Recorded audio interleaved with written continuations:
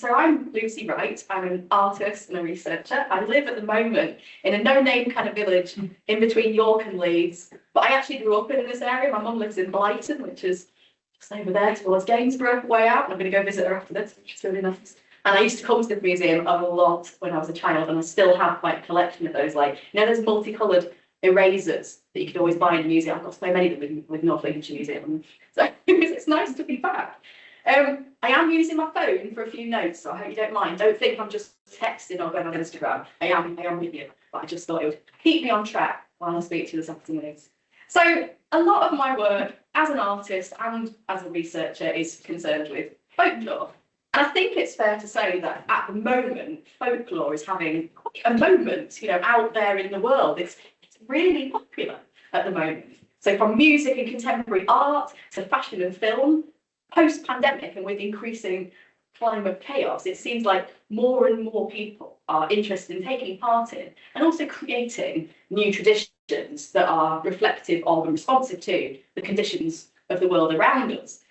And in my humble opinion, it's often women and people who've otherwise been marginalised in some of these discourses who are kind of leading the way, which is a really exciting thing because, as I will hopefully go on to show to you, it wasn't always that way, and women's contributions weren't always recognised quite as well as they should be. And sometimes that term folk is still misunderstood, I think, as speaking to something inherently of the past, something which should be fixed and unchanging, that needs to be gate-kept, maybe, by those who know best how best it should be preserved. But this feels like a really exciting time to be thinking about our folk heritage and customs to ensure that the traditions that we're passing on to the next generations are reflective of the values and diversity of our present-day communities. I have this belief that folk has a really important role to play in helping us to live better and more equally on this broken planet that we're on. It's a force to be reckoned with, I would say, culturally, socially, politically, if it's trained in the right directions. Lots of ways it could be trained in a direction that I wouldn't like to see it go. So it's a big claim, I think. I'm very passionate about folk, but I hope, you know, at the end of the talk, I can persuade you a little bit to my way of thinking. But before I get into everything, I'm going to tell you a little bit of a story, so I hope you're sitting comfortably. We'll try out one. Oh man, it behaved so beautifully in the test. What's happening?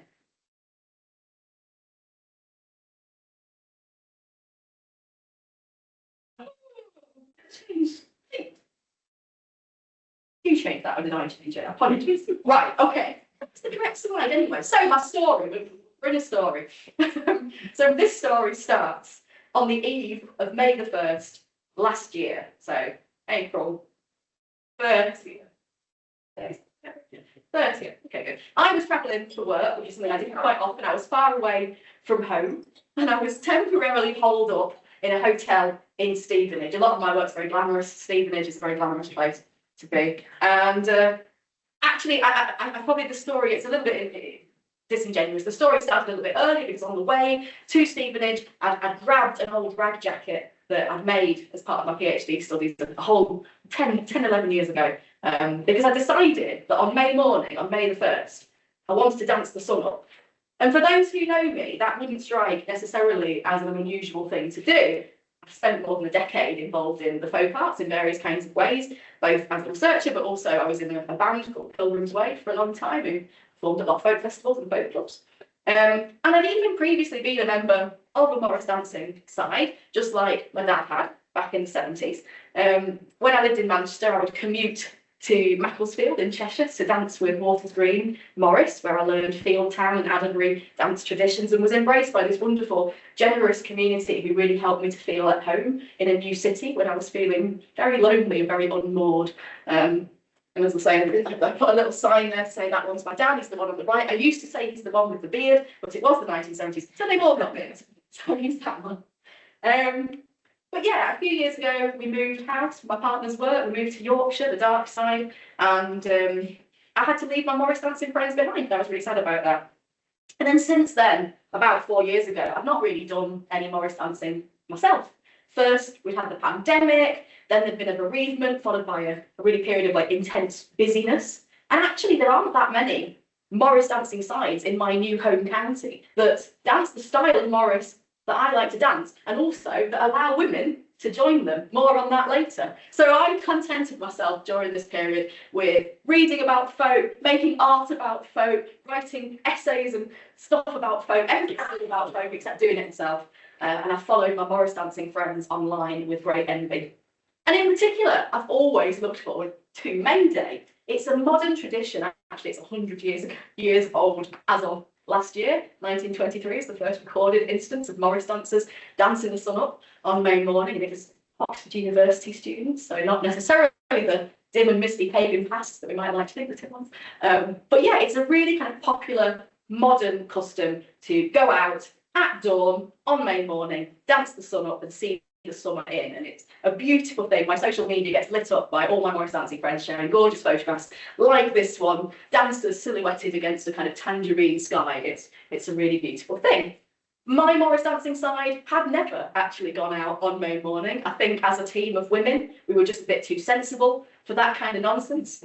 But I have gone out during the pandemic. I remember when we'd all been locked down that first year in 2020 and just feeling called to the woods to just do a little Morris dance on May morning, just to kind of hope for a swift end to this horrible, horrible time. So I decided last year that I wanted to go all in and I wanted to dance it up properly. So I hung my rag jacket on my hotel room door so that I wouldn't forget what I said I was going to do.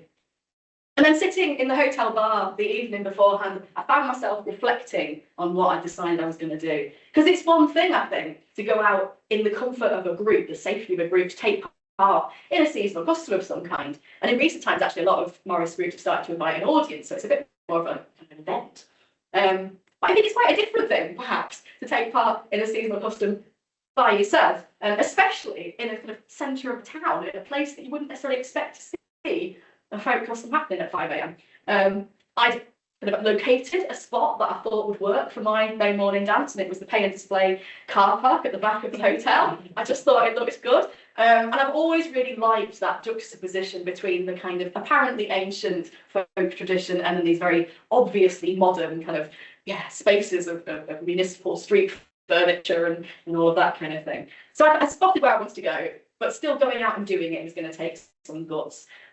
And my mind started to wander back to a book that I'd read as a teenager, Hedge Witch, A Guide to Solitary Witchcraft by Ray Beth. I can see that maybe seems a little bit, what's the connection there? What it was this idea of hedge. It was the idea of being a hedge witch, because Ray Beth was talking about witchcraft outside of a coven, so outside of a kind of formalised high magic setting. And I'm not a Wiccan, I'm not at all. But I remember reading that book as a student and just thinking it felt very pleasantly accessible. It was like you can still mark the seasons, you can still acknowledge the moons and the seasons of the year, and you can do that in your bedsit. You can do it by growing plants on your window box, or just small acts, and it felt accessible. And actually this term hedge, this idea of hedge, it holds a similar meaning to the hedge schools that existed in 18th and 19th century Ireland, which educated Catholic children when that kind of teaching was banned by the state. There were also hedge priests and hedge churches, which were teaching the gospel outside of an established mission. My favourite one is there were clandestine hedge marriages for one night only, so you just get married for the night. And then the next morning it's all done, it's all gone. And Shakespeare himself talks about the hedge-born swain in contrast to those of noble blood. So basically a hedge means something kind of unofficial, unsanctioned. Maybe it's a little bit derogatory. I think it's intended to be derogatory, but to modern eyes, you actually think that's quite something I can get behind. It feels quite progressive. So I felt like as an unaffiliated Morris dancer, taking it upon myself to dance uninvited in an offbeat kind of a place, maybe that was being a hedge Morris dancer. And so I took out my phone and I wrote this little note to myself, which I ended up posting on Instagram, and it says, hedge Morris dancing is for those of us who don't have or can't be with a group of Morris siblings on May morning, but who still feel the call to dance up the sun. They can dance anywhere they happen to be. It doesn't have to be an idyllic rural clearing. It can be the steps to a block of flats or in their own backyard.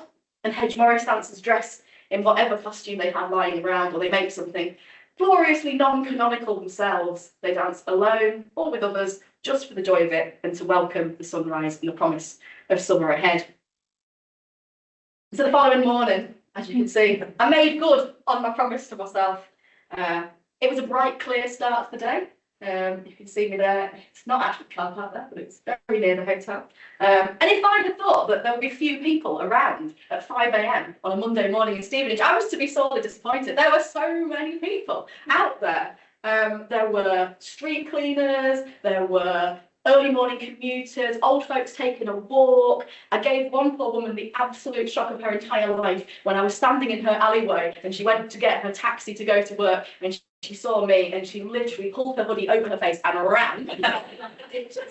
I felt so guilty because she had no idea what that was all about. But yeah, so I did it. And also a few of my fellow hotel stayers were looking out of the hotel windows and taking photos on their phone. It felt like quite a fun, quirky sort of a thing to do. And when I shared these photographs and a few other ones on social media, I also shared my ideas about hedge Morris dancing as an idea. And lots of people got in touch. I was really surprised by the response. Lots of people got in touch to say either that they did dance alone, or they wished that they could dance alone, or they were really keen to dance alone in future, and they wanted me to tell them where they could find out more about Morris dancing and getting involved. And what surprised me, I think, was how many of those people who got in touch were very much at the beginning of their journey with folklore. You know, they weren't the kind of established people who already were really au fait with everything. They were people who were just getting into this for the first time and they were really excited about it. I think to a degree, I benefited from good timing. So there may be Morris dancers in the room. You may have seen Boss Morris here, Morris dancing supergroup performing at the Brit Awards in 2023. They've also been on Channel 4 comedy show. They've just been featured in White Stuff clothing, like advertising campaigns. They're everywhere right now. There are also a lot of other really great Morris dancing sides doing amazing similar things in different ways. We've got Blackthorn Ritualistic, we've got the WOD, we've got Acid Morris, so many different groups who are kind of taking Morris and making it their own. But not everyone can or wants to make a commitment to a group. And at the same time, there are people who, whether on the grounds of gender, race, class, disability, etc., feel kind of marginalised or even excluded from the folk arts, from rural places, from public spaces. My partner's East German. He always says he feels kind of excluded from a sense of national identity. You know, would he be welcome in a Morris side as someone who wasn't born here? I think yes, he would, but I understand why people feel maybe that isn't for them. And my own research, certainly over the last 10 years, when I've worked in academia and things, has shown that minoritised people, women in particular, do remain underrepresented in English seasonal folk customs. And I think the pandemic also kind of demonstrated for us how important it is that we make sure our practices are accessible to as many people as possible. So that was when my hedge folklore project started growing from a tiny seed of a thing to become basically the whole dominant force in my life for the last 2 years. I've spent the last couple of years creating a lot of different kinds of resources for people who might like to get involved in hedge Morris dancing. I can show a few here. These are all bits and pieces from my Instagram, and this slide is a pain because it has 3 videos and it doesn't load very fast, and then they'll all load at once and play simultaneously, and that'll be frightening. So just imagine that these are some posts on my Instagram, and it's just showing that we've had these conversations about different aspects of participation in the folk arts. We've talked about how women have always danced Morris. It's not a new invention for women to be Morris dancers.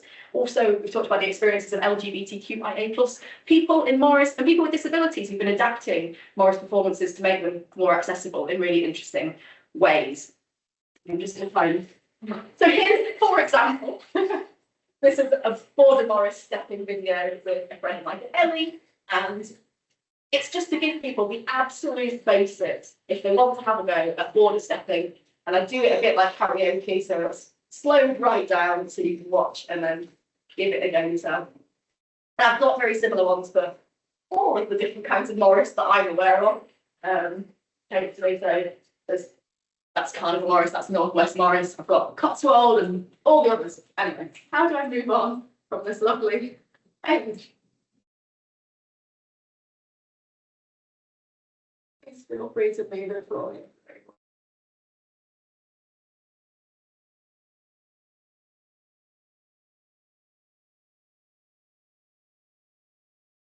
Oh dear. Oh dear.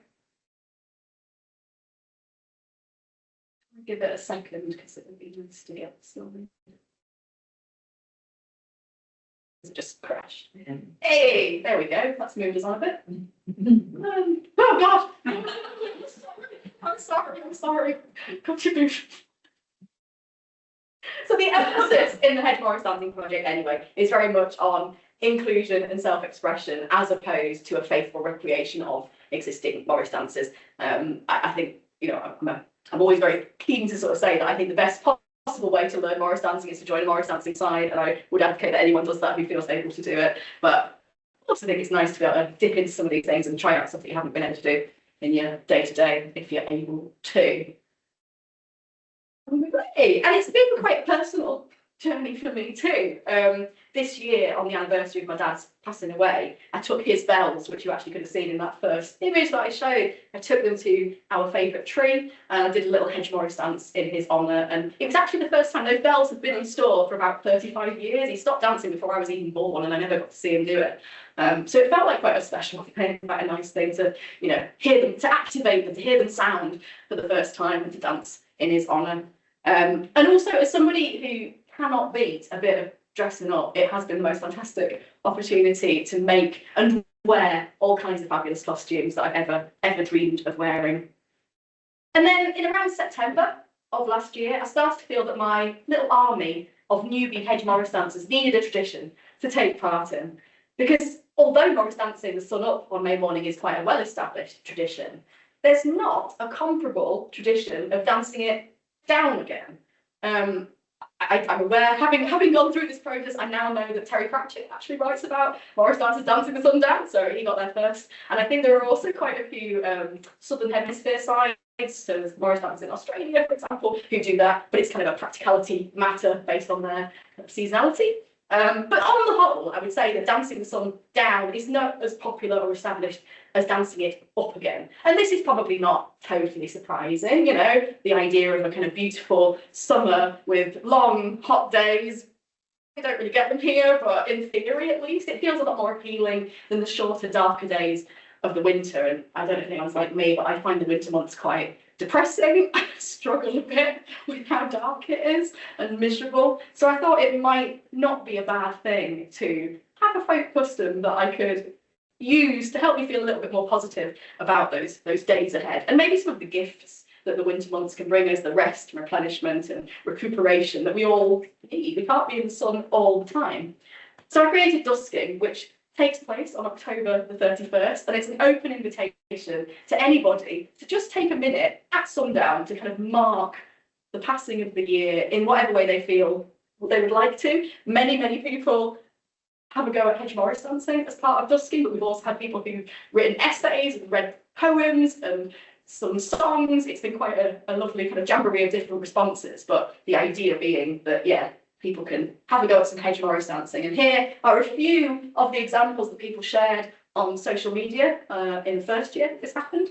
And as you can see, we've got a very kind of disparate range of Morris dancing. We've got pole dancing, we've had moshing over here, some amazing kind of fabulous costumes of all kinds. And yeah, the vast majority of the people getting involved haven't really been involved in any folk arts type stuff before.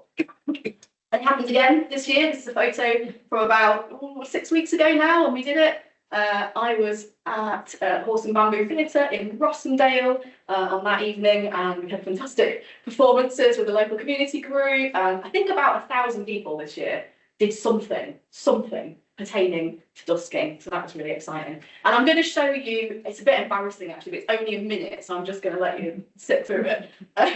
This is my, hopefully the video will play, this is my contribution to Dusking. Well, I'll explain what it's about in a minute.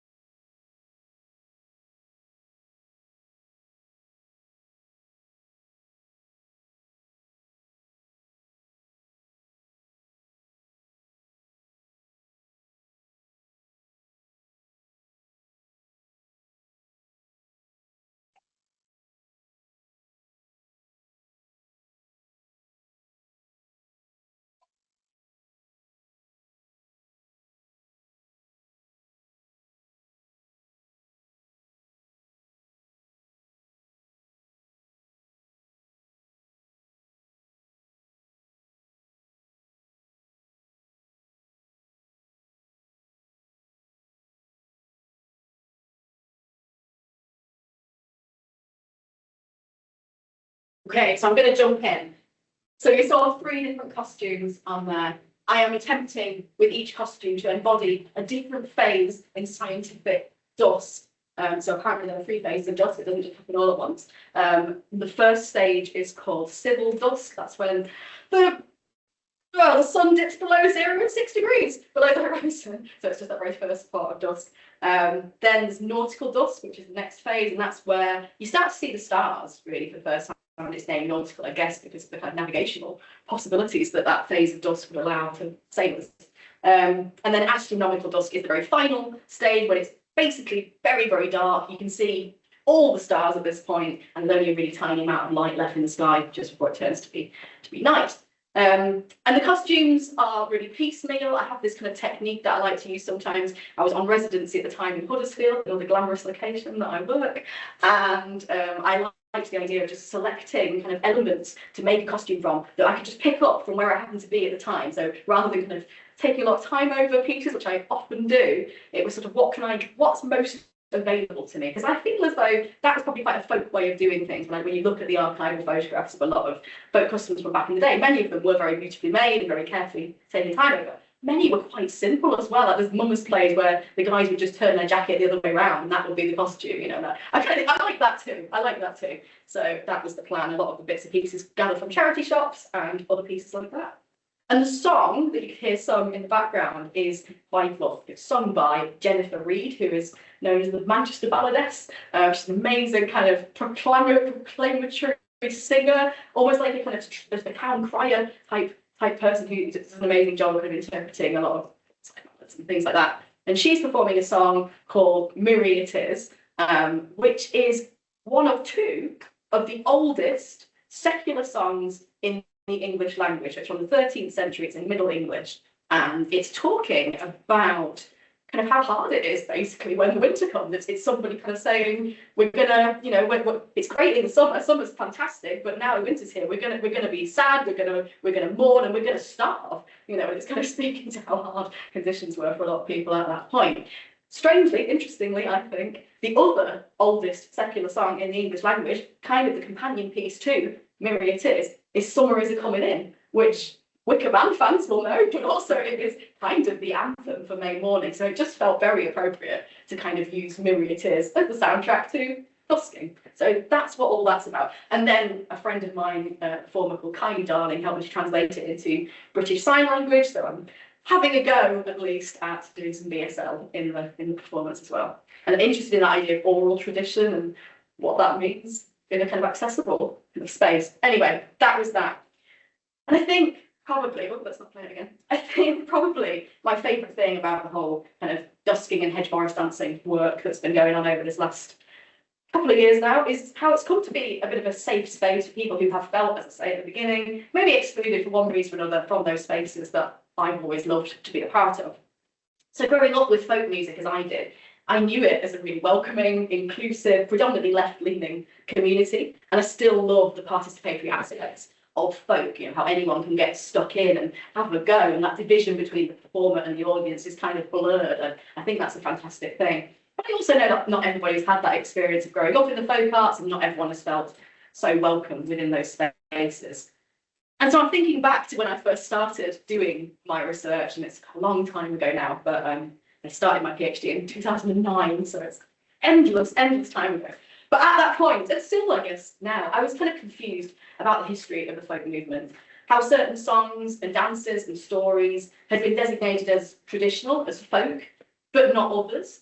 And also why, in spite of folks' general kind of perception as being, you know, the culture of the people, why so little in the way of performances or practices had been collected since the second half of the 20th century. I mean, really interesting to see the Mo Og exhibition there as an example of someone who's working outside of that time frame. But on the whole, when you look at folk collecting as a project, it was considered to be something that's basically over by the 50s, the 60s at the push.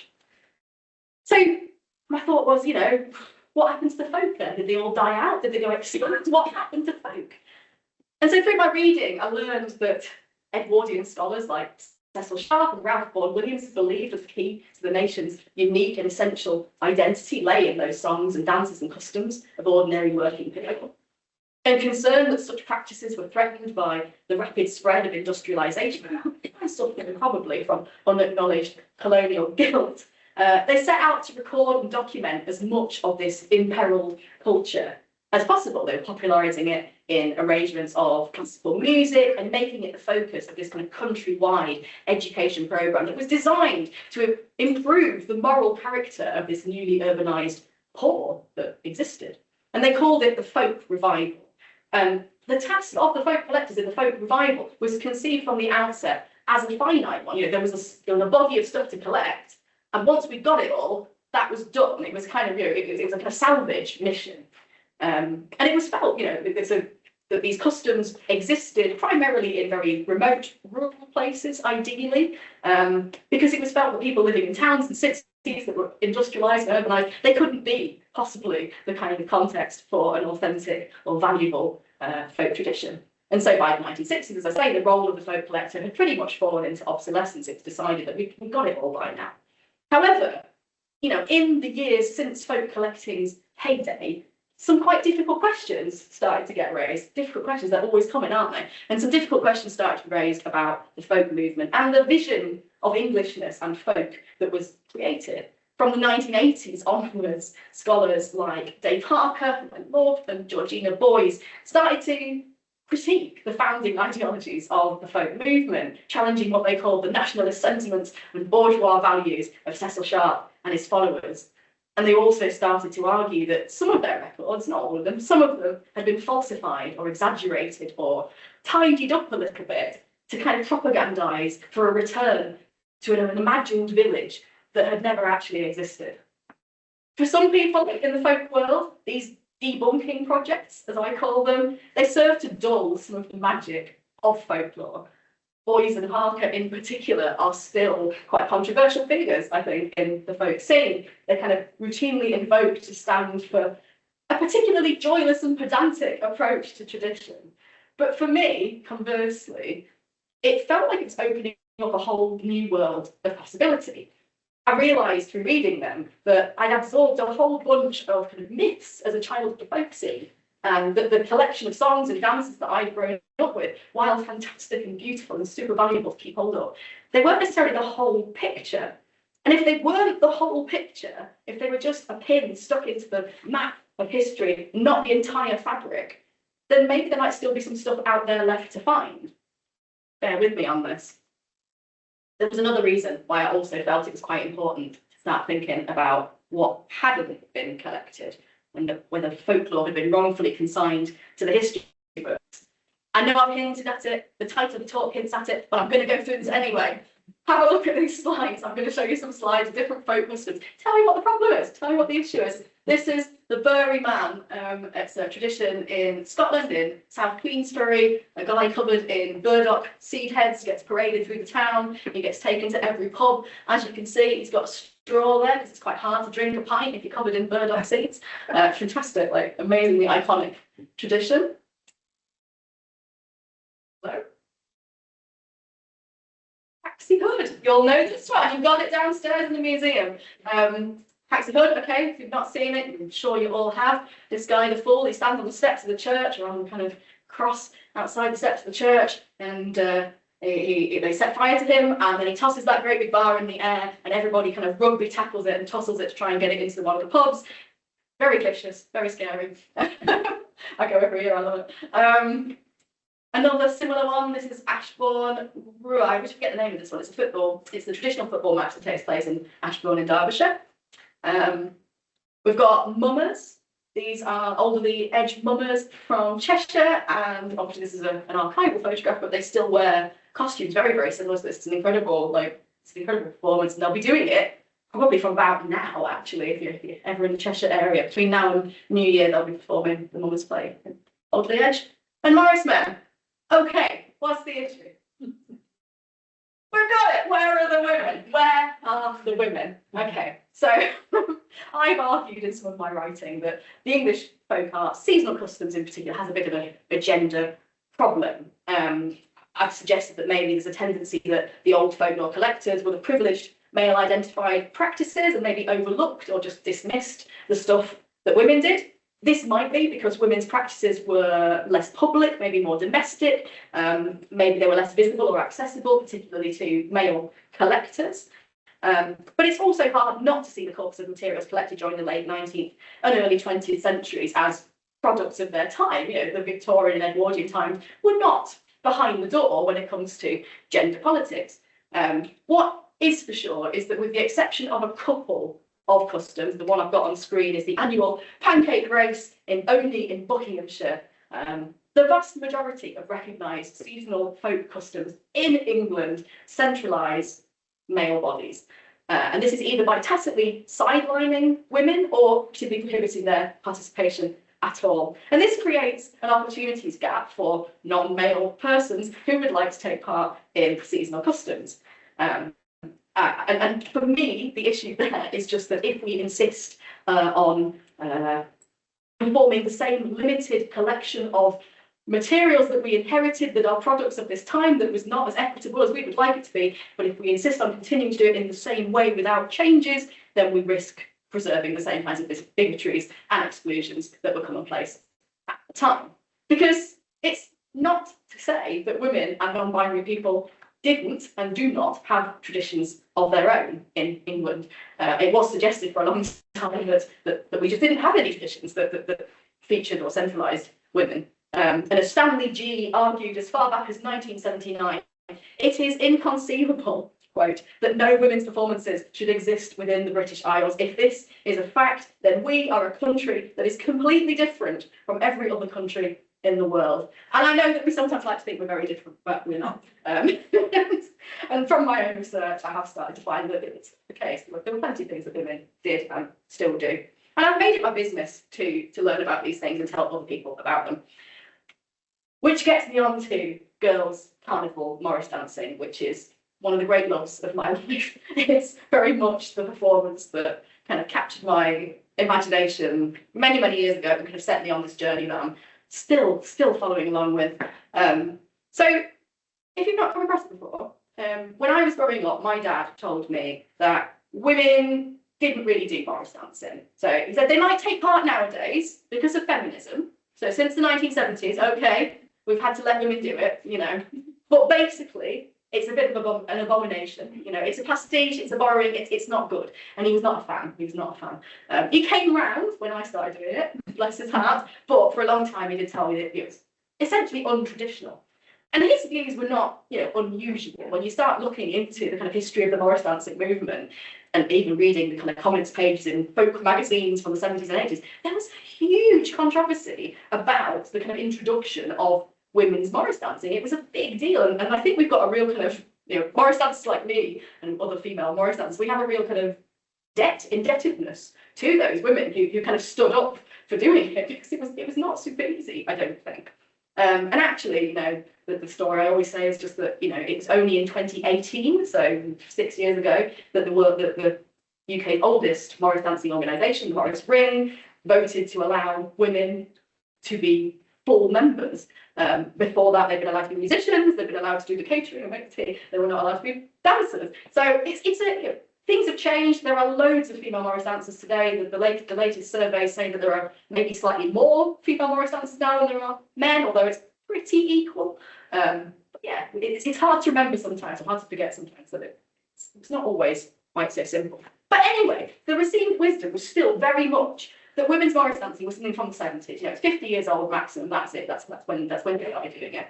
But when I was, you know, doing my research back in those days, I started to look. I was looking through the Morris Ring photographic archives and started to find a lot of photographs like this one. A lot of photographs of teens, of girls and young women doing something, well, women of all ages, girls and women, doing something that they were calling Morris dancing. And this was from, let's say, the 1890s onwards, 1900s, photographs like this. And that's obviously, you know, 70 or 80 years before we were told that women are doing anything like this. So, you know, what's going on? Turns out this is something called girls' carnival Morris dancing. Well, that's the term I'm giving it to try and differentiate it. A bit of digging on the internet revealed that not only sort of did it exist back in the day, but it still exists today. And it's a hugely popular aspect of the Morris dancing world that is completely separate from the Morris dancing world that I grew up with, from the folk scene, from the, you know, the kinds of contexts and narratives and unities that I would characterise as part of Morris dancing, which is very exciting. And as I say, it still exists. And this is another little video, if we can get it to play. Again, it's very short, but it gives you all the salient facts, I hope. This was filmed literally about 2 months ago in Blackpool.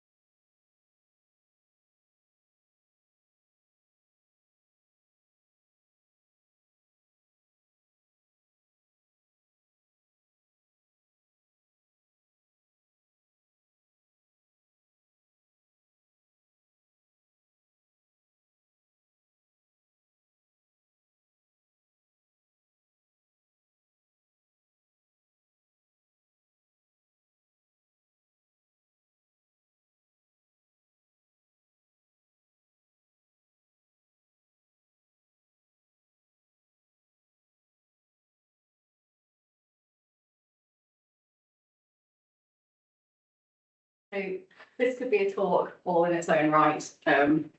But yeah, I've for a long time now, since about 2012, I've been kind of going along to Carnival Morris dancing events and practices and things, and you know, trying to kind of learn more about this tradition that was completely written out of the history books and I'd never heard of until I moved to the Northwest and started to encounter it. I absolutely love it, and every time I share anything about it, most people are pretty interested in it. I always get 1 or 2 people who go, "This isn't proper. This isn't real Morris. This can't be Morris. This is American. This is cheerleading. This is blah blah blah." It still kind of causes a little bit of tension, a bit of friction. Not everyone likes the look of it very much. Oh, it's not played again. But I feel like I'm being very quick now because I know we don't have all that much time, but I feel like the kind of reframing, the reclamation of girls' carnival Morris dancing as an aspect of Morris dancing history is really important. And that's not only because I feel that girls' Morris dancers have just as much right to those terminologies and narratives of folklore as anybody else, if they want them, but also because while folk revival Morris dancing is, if a little bit derided sometimes in the media, at least semi-visible. You know, it's often invoked as a kind of symbol of Englishness. There is a degree of respect afforded to it as one of our kind of seasonal, traditions. Girls' carnival Morris dancing, by contrast, takes place almost exclusively in areas in the Northwest that are extremely sort of underserved economically. It's places where there's not a great deal of funding going around, and they're actually they're based in places that would be designated by places like the Arts Council as culturally non-participant, places where the people don't do any art, then they need a lot of professionals to come in and tell them how to do better at being, culturally aware and all of this kind of stuff. It's all a little bit icky and unpleasant, and for me, those are the kinds of traditions and performances that need to be, far more valued than they currently are. So for me, girls' Morris dancing reminds us that traditions don't have to appear to be old to be old. It's just as old as any other form of Morris dancing in the region. It just doesn't look it, but it's still old. And folk traditions also don't have to be male identified. They don't have to take place in remote rural locations. These are inner city, suburban folk traditions. I'm pointing at the screen as if they're there and they're not there. I'm sorry. Imagine what was there.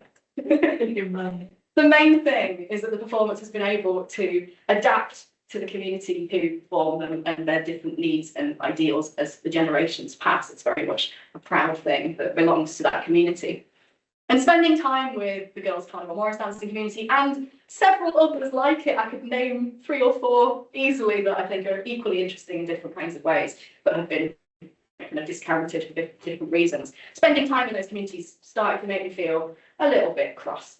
I don't feel like they get the recognition or funding that they deserve. And so in 2021, I penned my Folk is a Feminist Issue manifesto. And I'm using feminist here in the broadest possible sense to speak to equality for everybody. And And I'm actually in the process of updating this right now because I feel like no manifesto should be static. And there were things that, it's not that I disagree with any of it, but there were things I missed out. And I've had really interesting conversations with people since I wrote it that feel they need to come in there too. But just to give you a little kind of taster of what it's about, it starts with my definition of folk, which is purposefully extremely broad. I'd say that folk is the stuff that we make, do and think for ourselves and the radical potential of these things. And I expand on that to say folk happens when people alone or together and regardless of anything engage in culture they create for themselves. It's the communion we find with others on our own terms, the entertainments, spaces, structures, landmarks and high days that are meaningful to us, whatever the reason, and the power to self-determine beyond any institution, corporation or hegemony. So as an artist, I find this a really exciting prospect. Like, what if folk isn't just the stuff that we usually call folk, the Morris dancing, the songs, the rustic crafts of various kinds? What if folk is also the way we decorate our homes, the way we cook or tend to our garden, the little videos or images that we create to share with our friends on social media? This is not a new idea, by the way. But the things that we call folk today, they didn't used to call themselves folk. When people went out to do a seasonal custom, they didn't go, I'm doing a folk performance. They just did it. It's a retrospective thing that we've said, oh, that's a folk performance. And so it feels quite important to me to kind of keep that term open so that it can still include things that have the same kinds of characteristics. Next slide. Just because you haven't heard of something doesn't mean you discovered it. It's a personal bugbear in the world of talking about folklore and folk customs. A lot of folklore is a bit off the beaten track, and a lot of stuff is, unfamiliar to quite a few people. But it doesn't mean it's unknown, especially not to the communities who've been practicing it for many, many years. And I find it really irritating when every year, there'll be a journalistic piece about, I don't know, let's say the Haxley Hood, where they kind of imagine that they've discovered this for the first time. We've been doing it for a long time. This isn't totally new. And for me, there's also something about the perpetuation of the idea that folk is just quaint, quirky, weird. For me, this is kind of undermining of its power. A lot of folk is incredibly interesting to look at and incredibly unusual, and I love all of those things too. But it feels like quite a classist way of approaching this kind of part of our culture. Because when we're sort of poking fun at folk, we're essentially laughing at working class heritage or what we have made of it in the present day. Often we're talking about middle class people cosplaying the self-entertainments of people from 100, 150 years ago and still kind of going, haha, this is so funny. And it's a bit awkward. I don't think we would do that necessarily about other aspects of the arts and culture. And then at the same time, I'm very aware that performances like Carnival Morris dancing are mocked quite, if they're acknowledged at all, then it's often in quite a derogatory way. So there's a kind of discomfort for me here. But anyway, moving on. If your folk only includes white men, then you're part of the problem. We've already covered this. Things are changing, and I have to acknowledge things are really changing, and it's a great time for that. And there are some great grassroots groups like Femfolk and Esperance in the UK and Fair Play in Ireland who are doing brilliant things to make professionalised folk music genre a more kind of equitable place. But I also think it's important that we challenge the misconception that the canon of folk is fixed and immutable. So while I think it is important to identify historical incidences of racism, sexism, LGBTQIA+ism, whatever, homophobia, I think it's also really important that we look beyond our history and look at what we're doing in the present day as well. And so for me, it's not about allowing marginalised groups to take part in traditions that have always been dominated by white men. It's also about recognising and celebrating parallel equal traditions that have always belonged to women, marginalised folks. You can read the whole thing on my website if you have a mind to, but I will be, that's a shocking image to move to quite so quickly. Anyway, this idea has stayed with me, and as I began my transition away from academia a few years ago to become more of a full-time artist, because there are actually not that many full-time paid jobs as a folklorist. Hard to believe, isn't it? And I wouldn't say that art has been better paid, but I enjoy it more, so it's worth it on that score. Anyway, I've been kind of developing some pieces around these ideas, and one thing that I've been doing quite a bit is creating sort of performances where I'm inserting my own female body into seasonal folk arts and customs that would currently probably exclude or sideline it. So I often do these kinds of performances on the same days of the year when the seasonal performance would take place elsewhere, but I do it probably in my own space, in my own studio, at a distance, or I might sometimes go and visit. So this one is inspired by the Bury Man custom. We saw it a few slides back. I've got a bit of an obsession, if I'm honest, with the idea of a Bury woman. I've also got to think about the idea of a Bury couple, because it's just the logistics of it. You know, if you're covered in burrs, how would you embrace, let's say? Very difficult. And also, you know, if you've ever kind of been out walking and got a burdock, you know, attached to you, they're like nature's Velcro. They're not something that, you know, is particularly easy to wear. So yeah, here's my take on it. And yes, it did give me a rash. I would not anyone doing it, but there we go. This was my sort of tongue-in-cheek take on the Abbots Bromley horn dance, which is a dance performed using red deer antlers. It's done every year in Staffordshire. And my issue here was not with the Abbots Bromley horn dance, although there is only, I think, one female dancer within the group. It's mostly men, but whatever. But what I was pointing out with this one was the idea that it's quite often described as a fertility custom, a fertility ritual. And this gets said quite a lot about folk customs.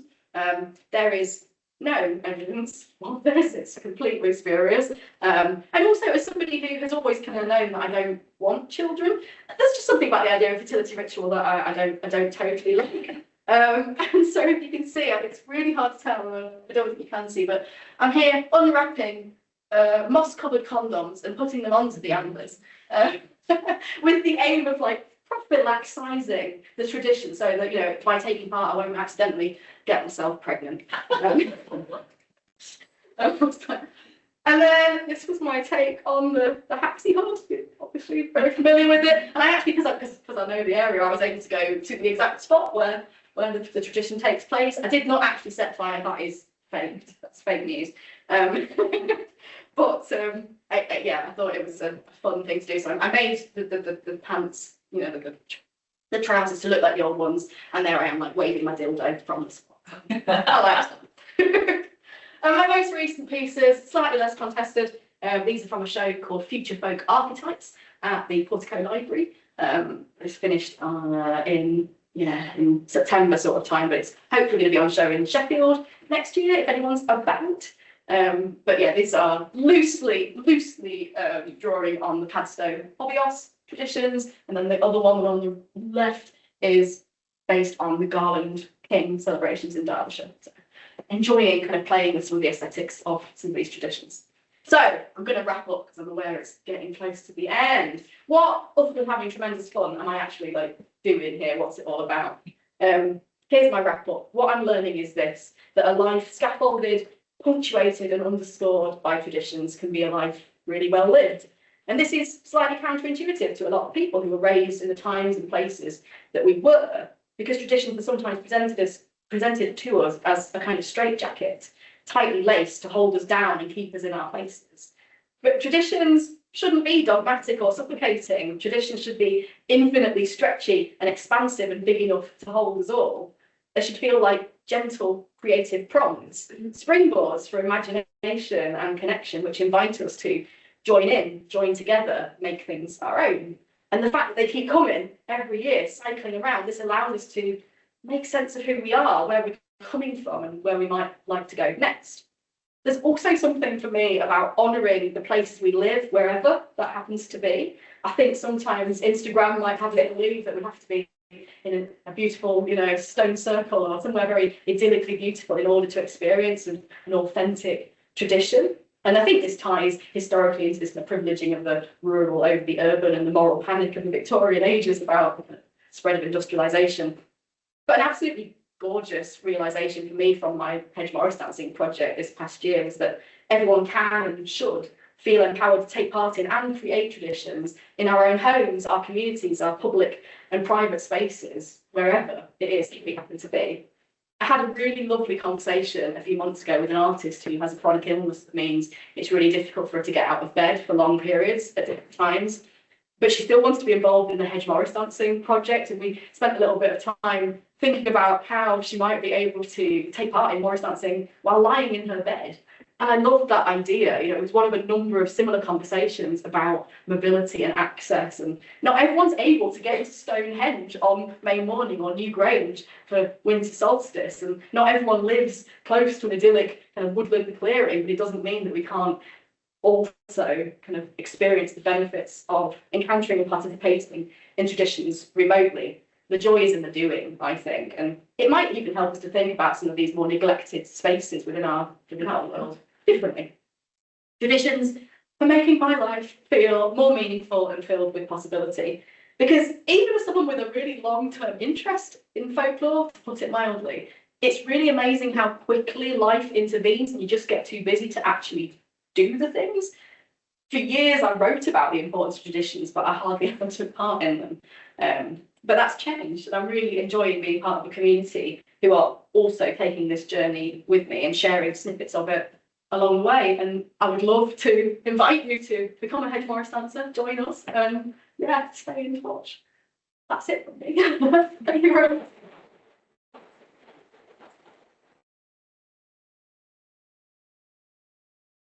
I'm happy to answer any questions or say comments. But we also ask you, can I ask a question about the carnival dances? Yeah. Have the other steps they do, are they very traditional, or have they incorporated some modern? That's a really good question. Steps? So in the one way in which carnival Morris dancing maybe hasn't innovated a great deal is in the stepping. So I don't know whether I don't know whether you spotted it, but it's very similar to the kind of rant step that they do in North. So rant step is this kind of thing. Carnival Morris is right up on the toes, and it's just more sort of nicely done. And they just do that same step all the way through. So they might change their arm movements slightly, and I think there's a bit of innovation in that year on year because they change the routines, but that exact step, that stays the same and has been the same for. Because I was just interested, you said some people that it's like an abomination, it's like cheerleading and stuff like that, so that's why I asked. They mean the aesthetic. Yeah. Yeah, they mean the context and the aesthetic. They dance to pop music, which is obviously really different, and yeah, it's just it's a different vibe, let's say, to traditional Morris. But yeah, the stepping is very clearly rooted in that tradition. Yeah, I'm surprised that, but it's really It's one of those things where if you don't sort of live in that particular part of the Northwest, it's like Merseyside, Manchester, there's just no reason why anyone would ever have seen it or heard of it. They don't perform in public anymore. They used to, but not much anymore.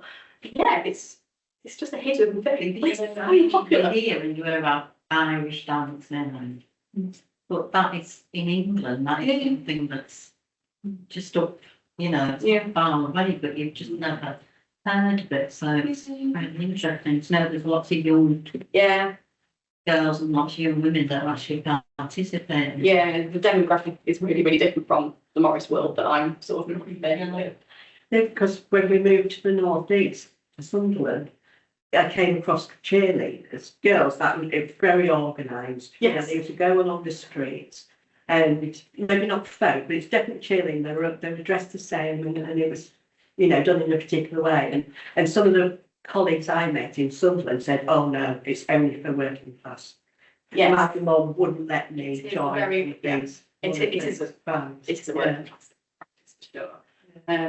Yeah, it's interesting. In the northeast, you've got the carnival jazz bands, which I think are amazing. They play the kazoos. Well, they do. Don't link jazz. I think a lot of these things. It's like, why have they called it jazz band? It's not. It's nothing to do with jazz. But they play kazoos that look like trumpets, and they do this kind of incredible marching. And yeah, it's similar to that. It's a similar, yeah. But I'd never come across it at all. So it's interesting that sort of both sides of the country and that sort of thing. It's a shame they don't perform in public. On the street. It's starting to change a little bit. So yeah, historically it was associated with the town carnival movement, and the troops would go all over the region throughout the summer to perform in different parades, and it was very public. And then there'd be a competition on the carnival ground. It was the 1990s ish when they stopped doing that. And they say kind of health and safety was a factor, bad weather. It also just got really popular. And so these competitions go on. I mean, that one at Blackpool was 2 days and it was heavy, it was there was a lot of performing going on. And so you can't just have that at your local fete. It just wasn't practicable anymore. But they are starting to go out again to carnivals, which is really nice. Yeah. Do you think it's possible similar things to Carnival Morris happening in other places that nobody else has ever heard of?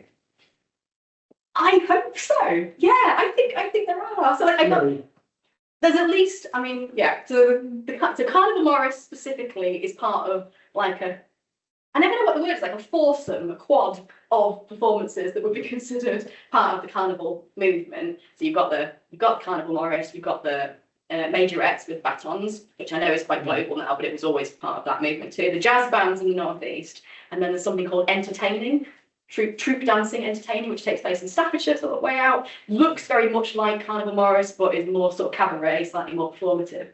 And none of them have had any attention or interest. No. I don't know of many other performances that are comparable to that elsewhere in the country. I think there's so much that I keep learning that probably are. You see, you sort of imagine that if nobody outside the northwest has carnival, then there must be other bits of something like that. It's so exciting. No, I agree. I think so too. I think it's something about that. It's the terminologies for me. It's the fact that we've decided that folk is a particular kind of body of stuff.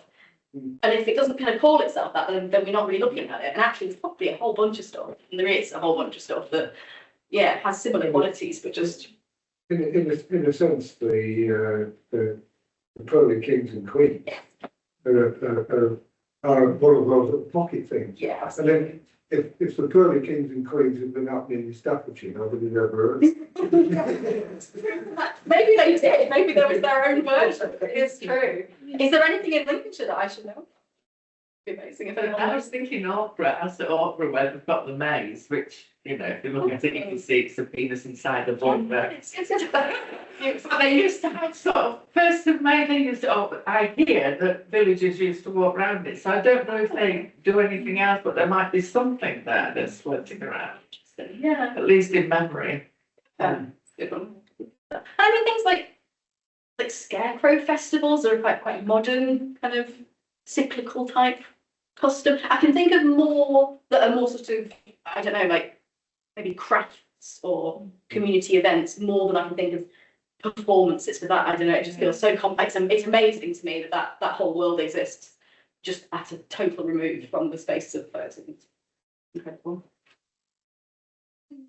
Well, they still do in the village.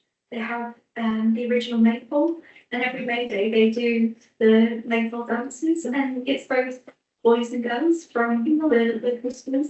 That's such a good idea. That's really nice. I'd love to do something about maypoles at some point, because again, it's one of those, just as coincidentally, but where I live now, we are very near to the tallest maypole in the country, which feels like it should be more like celebrated. But apparently, in the particular part of West Yorkshire that I'm based, there's a number of these very gigantic maypoles that still get used every. Friends in New Zealand was from, he was originally from the UK, Scotland, not that far away. And then the biannual event, purely because of the logistics, where I can honestly say the first traditional maypole dancing event I went to New Zealand, and that includes the day before actually dressing the pole, and then having the May Day itself with everything it entailed with children and Is that an import? Is that British folk going over and kind of Yes, he was originally from Scotland, and when he eventually left the Navy, so he created that, and it's become a biannual event. That's so nice. In that particular part of Christchurch. It's fascinating. I'm sure probably everyone in the room is familiar, but I think it's still fascinating that Morris dancing takes place in so many places in the world, and so all over Europe. The US has a really strong Morris dancing kind of community. Japan Has Morris Fancy? I went a few years ago to kind of visit. It was a couple of Morris teams in Japan. They have a very Japanese take on it. Fantastic. But yeah, all over the place. It's been sort of imported. It's not a kind of native tradition to those places, but yeah, people have brought it over and people are doing it, I think. And it's lovely to see the changes that happen to these traditions as they're interpreted by different people in different places. I think it's really, yeah, really interesting. Anything else? Dance has been proven to help with mental health issues. And maybe after COVID, when we were all boxed in, a lot of people suffered due to the isolation. Yeah. So maybe this is why these things are coming back, if you like. It's the socialisation, it's the fact if you don't know the steps, it doesn't matter. There's no judging in, obviously there is competition level, but there is no judgment. I mean, if you want to stop around the car park in a chicken outfit, Next year. fine, people will join in. I mean, you'll get one or two, but that's their issue. But most people will join in. You'll find they'll be smiling, they'll be laughing. And it's almost like it's a way of gathering together, because we are an eccentric lot, us British, Irish, Welsh, what have you. And it's a way to bring people together. And I would imagine it brings them happiness as well. Yeah, I think that I totally agree with you. And I think that I think there's the system as we have it set up says that you can do artistic things, creative things when you're a child, that's okay. And then at a certain point, if you're not really good at, if you're not going to professionalise in that thing, it's probably a bit embarrassing if you still do it. And I think that's really sad, because obviously as human beings, we are, we are creative, we want to express ourselves, we want to do these things. And yeah, it's lovely that there are these kind of invitations, I'm going to call them, to dance because you want to dance. You don't have to be good, you don't have to be trained. I'm a terrible dancer. I'm still going to do it. I think it's that permission. We don't actually need it, but I think we sometimes feel we need it, and it's nice that folk offer that.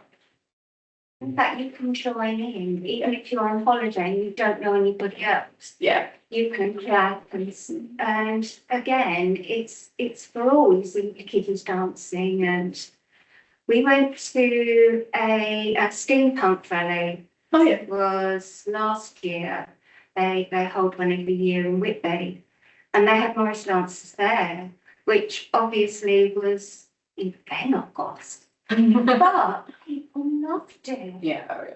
And it was for just for sort of half an hour, people were laughing, smiling. You forget about the high food prices. You forget about your heating bills, and just for that half hour, so And that's probably very much you what relax. folk was about in the historical things. There's probably a lot about that too. Maybe Yeah. at certain times of year when it was getting dark, the ages before we had electricity and central heating, people just needed a boost. Yeah, absolutely.